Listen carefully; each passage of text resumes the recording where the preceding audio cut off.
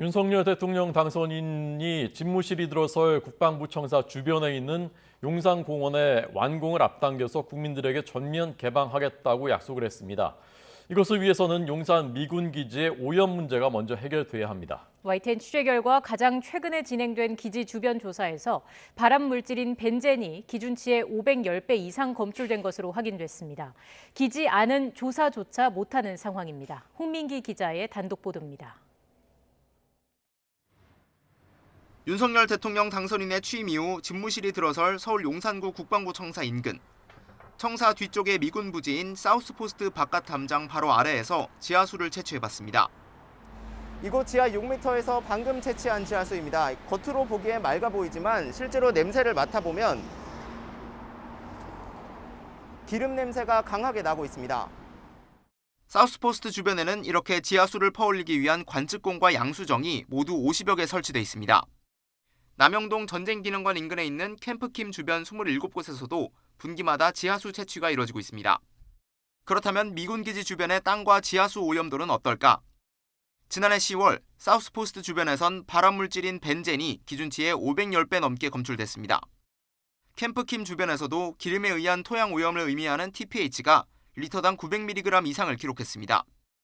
학교나 공원 부지에 적용되는 기준치를 2배 가까이 넘은 겁니다. 더 큰 문제는 반환이 완전히 이뤄지지 않아 기지 안 오염 상황은 알 길이 없다는 점입니다.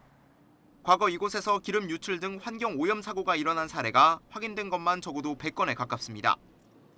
기지 외부에서도 오염 정도가 기준치의 500배, 1000배 되는데 오염원 자체인 미군 기지는 사실은 그냥 둘 수는 없죠. 윤 당선인은 용산 미군 기지를 돌려받아 신속하게 시민 공원을 만들겠다고 밝혔는데 전문가들은 오염 정화 없이는 자칫 시민 안전을 위협할 수도 있다고 지적합니다. 땅으로 예를 들어서 비가 와서 물이 들어간다면은 지하수를 통해서 그 오염 물질이 이동을 해서 다른 부분으로 이동을 할 수도 있겠죠. 뭐 한강으로 들어간다거나 다른 지하수로 오염이 될 수도 있을 것이고.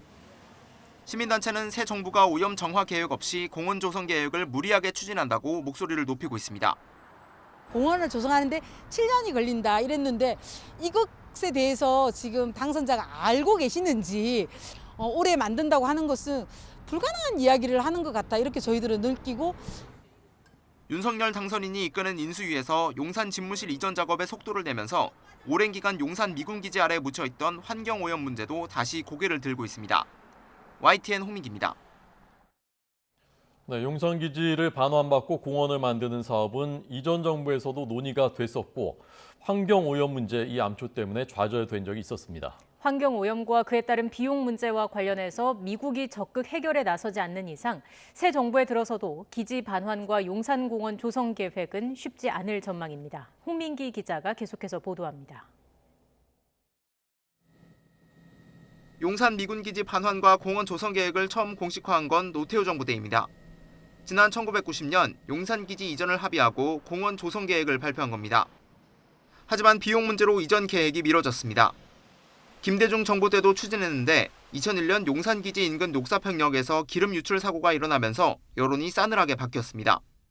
당시 주한미군은 관련성을 부인했지만 한미 공동조사 결과 기지 내 유류 탱크에서 휘발유가 유출된 것으로 드러났습니다. 이태원 삼각지 후암동 일대 지역에 지하수를 타고 계속해서 오염될 가능성이 크기 때문에 노무현 정부에선 전시 작전권 환수를 추진했던 만큼 기지 반환과 용산공원 추진에 더욱 공을 들였습니다. 결국 2006년에 용산공원 특별법이 국회를 통과하기도 했습니다. 용산공원은 지금 세대만이 아니라 미래 세대들에게도 소중한 자산입니다. 하지만 기지 이전 비용과 환경오염 문제, 그리고 한반도 안보 등 여러 사안이 얽히면서 부지 반환율은 10%대에 머물렀고 공원 조성 완료 시점도 2028년, 2045년 등 고무줄처럼 변해왔습니다. 문재인 정부에서는 지난해 말에 와서야 용산 기지 반환과 공원 조성 시점을 N+7년으로 발표했습니다. 기지 반환 시점이 언제일지 모르지만 돌려받더라도 공원을 조성하는 데엔 7년은 걸린다는 겁니다. 핵심 쟁점은 오염 정화 사업과 관련 비용을 누가 부담하느냐입니다. 경제협력개발기구 OECD의 오염자 부담 원칙에 따르면 미국 측이 정화 비용을 내야 하지만 미국은 이를 거부하고 있습니다. 현 정부는 일단 우리 돈으로 정화한 뒤 미국에 청구하겠다는 입장인데 이 역시도 미국이 받아들이지 않고 있습니다. 앞서 윤석열 당선인은 용산공원 조성을 앞당길 수 있다는 입장을 밝혔습니다. 용산 대통령 집무실 주변에 수십만 평 상당의 국민 공원 공간을 조속히 조성하여 임기 중 국민과의 소통을 더욱 강화하겠습니다.